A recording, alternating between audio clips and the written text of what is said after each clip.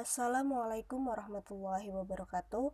Saya Azriasi Putri akan menjelaskan tentang Pengertian Tauhid.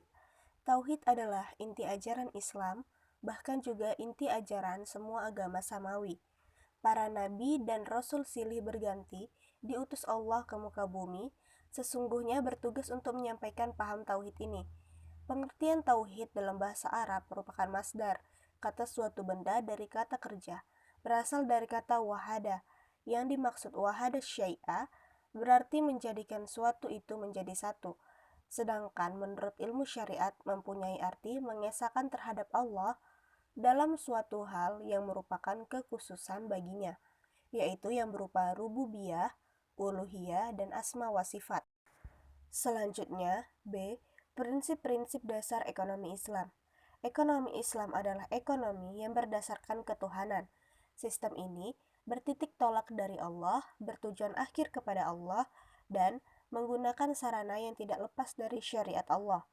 Ketika seorang muslim menikmati berbagai kebaikan, terbetik dalam hatinya bahwa itu semua adalah rezeki yang diberikan Allah kepada hambanya, maka kewajiban seorang muslim untuk mensyukuri nikmat itu. Berikut ini adalah prinsip-prinsip ekonomi Islam, yaitu 1. Tauhid. Prinsip tauhid dikembangkan dari adanya keyakinan bahwa seluruh sumber daya yang ada di bumi adalah ciptaan dan milik Allah Subhanahu wa taala. Sedangkan manusia hanya diberi amanah untuk memiliki, mengelola, dan memanfaatkan untuk sementara. Kedua, itu adalah akhlak.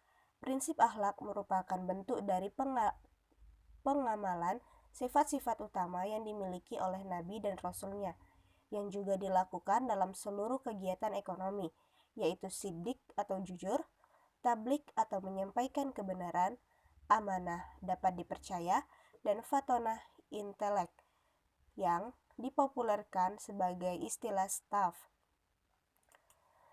Ketiga, keseimbangan. Prinsip keseimbangan juga merupakan nilai dasar yang dapat mempengaruhi berbagai aspek tingkah laku ekonomi seorang muslim. 4. Kebebasan individu. Kebebasan ekonomi adalah tiang utama dalam struktur ekonomi Islam, karena kebebasan ekonomi bagi setiap individu akan menciptakan mekanisme pasar dalam perekonomian yang adil. 5. Keadilan. Prinsip keadilan merupakan dasar sekaligus tujuan semua tindakan manusia dalam kehidupan, termasuk juga aktivitas ekonomi. Baiklah, saya Nirwana Febriani Hasibuan akan melanjutkan presentasi dari Azriasi Putri. C. Kesejahteraan. Kesejahteraan dalam Islam pada intinya mencakup dua hal pokok, yaitu kesejahteraan yang bersifat jasmani dan rohani. Manifestasi dari kesejahteraan ekonomi dalam Islam yang secara umum adalah bahwa setiap individu dalam Islam harus memperoleh perlindungan yang mencakup 5 hal, yaitu 1. Agama atau din merupakan kumpulan akidah, ibadah, ketentuan, dan hukum yang telah disyariatkan Allah Subhanahu wa taala untuk mengatur hubungan manusia antara manusia dengan Allah Subhanahu wa taala.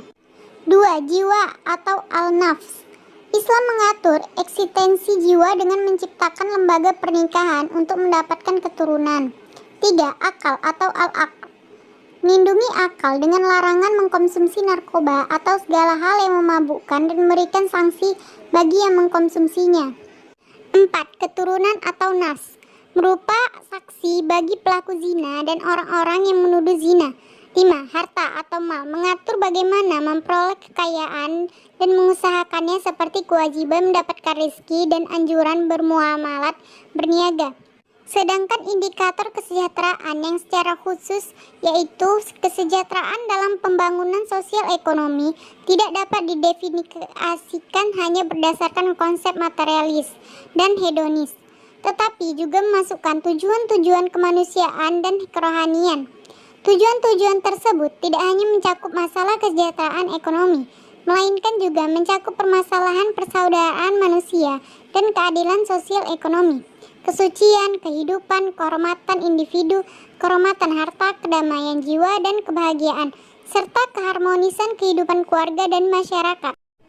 D. Aturan-aturan Islam dalam mencari rezeki. Mencari rezeki merupakan usaha dalam rangka memenuhi kebutuhan. Dalam pemenuhan kebutuhannya tentu saja dengan cara usaha dengan berbagai cara. Tetapi perlu diingat, bagi seorang muslim, dalam usaha mencari rezeki harus dengan cara yang benar, dalam arti dihalalkan hukum Islam baik proses maupun hasilnya.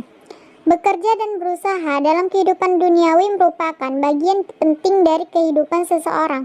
Dalam mempraktikkannya, Islam sendiri tidak menganjurkan hidup hanya semata-mata hanya untuk beribadah dan berorientasi pada akhirat saja. Namun, Islam menghendaki terjadi keseimbangan antara kehidupan duniawi dan kehidupan ukhrawi. Islam telah mengajarkan tentang bagaimana mencari rezeki yang halal lagi, tetapi tidak semua orang dapat mengetahui dan memahami tentang hal itu. Maka, berikut terdapat hadis tentang mencari rezeki yang halal, yaitu dari hadis riwayat Muslim, yang berarti dari Abu Hurairah, ia berkata, Rasulullah SAW bersabda, sesungguhnya Allah itu maha baik dan tidak menerima kecuali yang baik. Allah memerintahkan orang-orang mukmin sebagaimana yang ia perintahkan kepada para rasul.